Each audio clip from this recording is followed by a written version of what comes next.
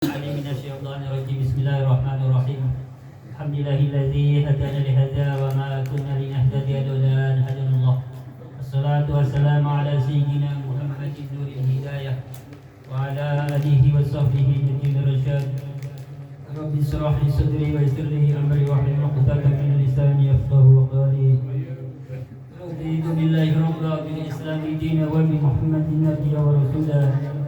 وبالقرآن إماما وحكما وبسرني علما ورزقني فهما أما بعد فأقول حضرة المحترمين والمكرمين para alim, para sepuh semua yang saya hormati dan saya muliakan, wabil khusus kepada pimpinan Majelis Taklim Syamsi Sumus bila Bapak Ustaz Mabrur yang saya cintai dan saya hormati serta saya muliakan, dan yang saya hormati orang tua kami Bapak Rustam, Bapak Udin serta Bapak Subur, semua yang saya hormati dan saya muliakan serta saya cintai.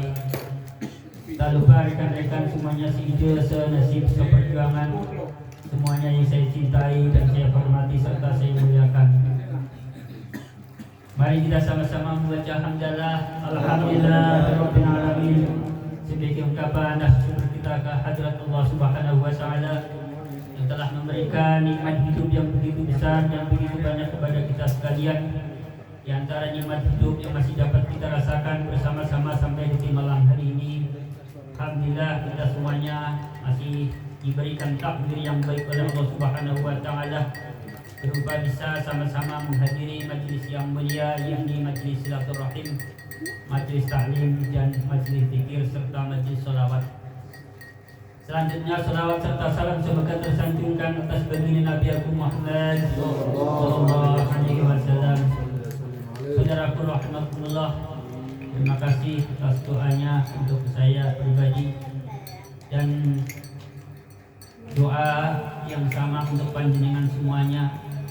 Semoga panjenengan semua yang hadir di dalam majlis yang mulia ini ataupun yang sedang berhalangan untuk hadir, termasuk ketua majelisnya dan pengurusnya Bapak RT Salim semuanya, semoga senantiasa diberikan kesehatan oleh Allah Subhanahu wa taala, keluarganya, anak istrinya, ibunya, semuanya diberikan kesehatan oleh Allah Subhanahu wa taala, dan semoga segala urusannya apapun itu urusannya, baik itu urusan dunia, urusan agama, urusan akhirat, dimudahkan oleh Allah Subhanahu wa taala. Dan apabila di antara kita ada yang sedang memiliki satu permasalahan dalam hidup, semoga segera diberikan jalan keluarnya oleh Allah Subhanahu wa taala. Allahumma amin ya rabbal alamin. Saudaraku rahimakumullah, semua yang saya hormati dan saya muliakan, tanpa panjang kalam di dalam mukadimah, langsung saja mari kita sama-sama lanjutkan pengajian kita dalam ilmu fikih, masih dalam seputar pembahasan tentang beberapa syarat mengqashar sholat. Kemarin sudah memasuki syarat mengqashar sholat yang kedua, ya, dan saya bacakan materinya terlebih dahulu. Bismillahirrahmanirrahim. Bismillahirrahmanirrahim. Wasalitu ayyakuna al-qasiru mu'adiyan is-sholati ar-rubaiyati, yang artinya syarat mengqashar yang ketiga. Yang keberapa? Yang ketiga. Syarat mengqashar yang ketiga yaitu orang yang mengqashar sholat harusnya sholat yang berjumlah 4 rakaat. Harus sholat yang berjumlah 4 rakaat. Yang 3 rakaat maghrib nggak boleh dikosor. Yang 2 rakaat subuh nggak boleh dikosor. Dan juga sholatnya sholat bukan sholat qodho. Ya, sekali lagi, bukan sholat qodho yang boleh dikosor, tetapi syarat seseorang boleh mengqashar sholat adalah sholat ada. Jelas ya? Lanjut. Bismillahirrahmanirrahim. Ammal fa'itatu hadaran fala tuqda fi maqsuratan. Adapun sholat yang sudah kehabisan waktunya selagi masih di dalam rumah, artinya sebelum melakukan perjalanan jauh, maka tidak boleh dikodok di tengah-tengah perjalanan dengan cara dikosor. Saya ulangi, adapun sholat yang kehabisan waktunya selagi masih di dalam rumah, artinya sebelum melakukan perjalanan jauh, maka sholatnya tidak boleh dikosor di tengah-tengah perjalanan. Ya, nggak boleh mengkodok di tengah-tengah perjalanan dengan cara dikosor. Saya mengambil contoh, ya. Besok pagi saya mau pulang kampung, perjalanan jauh. Malam hari ini saya kelupaan, belum sholat isya. Sampai rumah langsung tidur, bangun sudah masuk waktu subuh. Berarti waktu sholat isya saya sudah kehabisan. Ya, berhubung mau pulang kampung, buru-buru mau ke terminal, takut telat. Ya, saya nggak sempat qada sholat isya, langsung sholat subuh, langsung OTW terminal. Ceritanya begitu. Ya. Sampai rumah makan sekitar jam 10 biasanya ini. Setelah Ranca Ekek sebelum Nagreg, perbatasan Bandung Garut, sekitar jam 10 biasanya.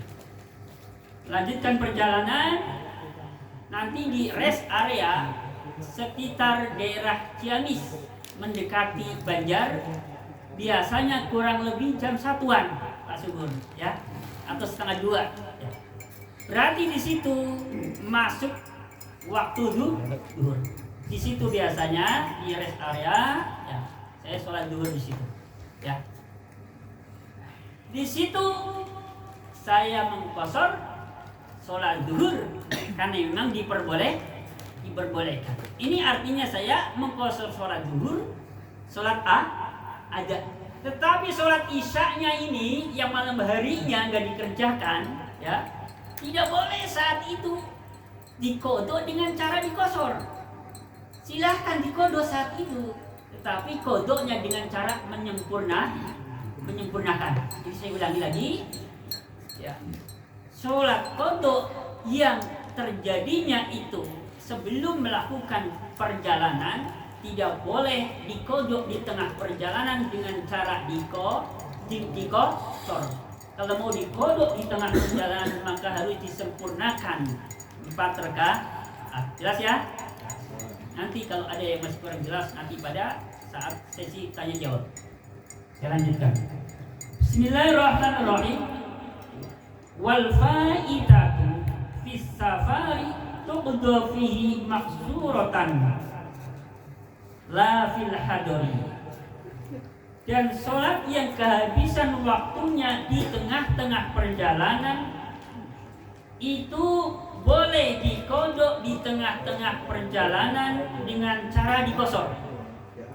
Saya bilang lagi, sholat yang kehabisan waktunya di tengah-tengah perjalanan boleh dikodok di tengah-tengah perjalanan dengan cara dikosor, tetapi tidak boleh dikodok di dalam rumah, artinya setelah sampai tujuan dengan cara dikosor.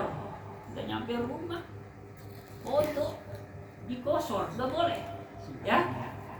Di tengah-tengah perjalanan, kalau mau dikosor, kalau mau dikodok, silahkan, ya. Tetapi kalau sampai sudah terlanjur sampai rumah, belum sempat kodok, jangan sampai dilakukan dengan cara mengkosor. Saya mengambil contoh lagi, ya.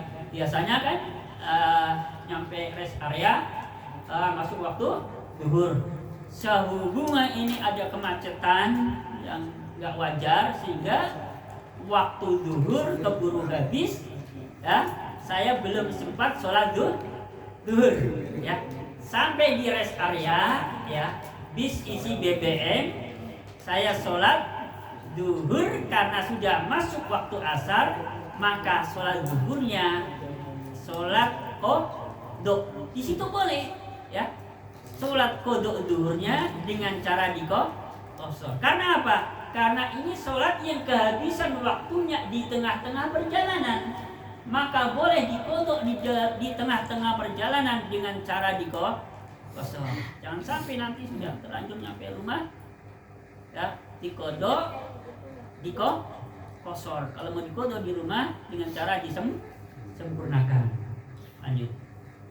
Jelas tadi ya? Kalau nanti ada yang masih kurang jelas seputar ini, boleh nanti pada sesi tanya jawab. Selanjutkan. Warrabi'u ayyan biya al-musafiru al-qasra lis-sholati ma'al ihrami biha. Syarat mengqasar yang keempat yaitu seorang musafir ya harus niat mengqasar sholatnya pada saat takbiratul ihram, ya. Jadi bagi musafir yang hendak mengqasar sholat, maka syaratnya adalah niat mengqasar sholat. Kapan waktunya? Saat takbiratul ihram. Diniati qasar, ya, harus diniati qasar. Ini mungkin ada yang nanya, cara niatnya gimana? Ada yang nanya enggak? Perlu enggak? Belum. Nanti ya. Jelas tadi ya? Lanjutkan materinya. Wal khamisu alla yatamma fi juz'in min salatihi bi muqimin ay biman yusalli salatan tammatan liyashmala al-musafir al-mutimma. Syarat mengqasar yang kelima yaitu seorang musafir tidak boleh bermakmum kepada seorang imam yang mukim. Artinya mukim adalah orang yang bukan musafir. Jadi kalau musafir jelas ya, seseorang yang melakukan perjalanan jauh yang jaraknya minimal 120 kilo. Nah, jadi di luar itu tidak disebut sebagai musafir. Sama-sama jalan tapi cuma 10 kilo ya bukan musafir, ya. Sama-sama jalan tapi cuma 5 kilo ya bukan musafir, ya. Nah, jadi lawan katanya musafir adalah mukim. Jadi kalau saya menyebutkan kata mukim berarti kebalikan atau lawan katanya musafir. Jadi musafir tidak boleh bermakmum kepada mukim. Tetapi bermakmum bagaimana? Musafirnya ini niatnya mengqasar, ya. Musafir kepinginnya mengqasar sholatnya, makmum kepada mukim, yang mana orang yang mukim ini kan tidak diperbolehkan mengqasar sholat, sekalipun hanya sebagian daripada sholatnya, sekalipun hanya sebagian dari sholatnya. Misalkan di situ sebagai makmum masuk, sudah ketinggalan 2 rakaat atau 3 rakaat, ya, itu makmum, tapi diniati mengqasar sholat gak bisa. Atau musafir yang bermaksud mengqasar sholatnya bermakmum kepada sesama musafir, yang musafir itu kebetulan imamnya menyempurnakan sholatnya, gak bisa, ya. Jadi kalau musafir mau berjamaah dengan musafir, ya, kalau mau mengqasar ya harus sama-sama mengqasar. Imamnya qasar, makmumnya qasar. Enggak bisa. Walaupun sama-sama musafir, kalau makmumnya mengqasar, imamnya enggak mengqasar, enggak bisa. Ya. Syaratnya harus sama-sama qasar dan sama-sama musafir. Jelas ya? Nah, ini materi yang saya sampaikan pada pertemuan kali ini. Untuk waktu saya serahkan kepada rekan-rekan semuanya.